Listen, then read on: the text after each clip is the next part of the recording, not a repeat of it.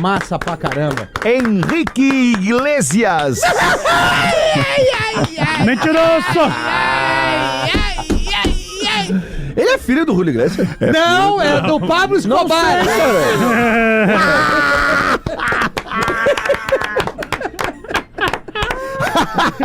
Eu gosto do programa assim. Cara, ele poderia ser sobrinho? O Ed Mota o Ed Mota é sobrinho de Mata. Algum parentesco tem que ter. Agora ele é filho do Julio Iglesias. Eu vou te dar uma ressalva aí, tu foi bem. Poderia ser filho. O filho do Julio tá fazendo 50 anos hoje. Mas não ata a chuteira do pai dele, né? Não ata, né? O Julio Iglesias é muito legal. Sempre carregou isso. Todos os filhos carregam isso, né, cara? Quando tem um pai muito famoso. É difícil pro filho Se seguir na mesma carreira, né?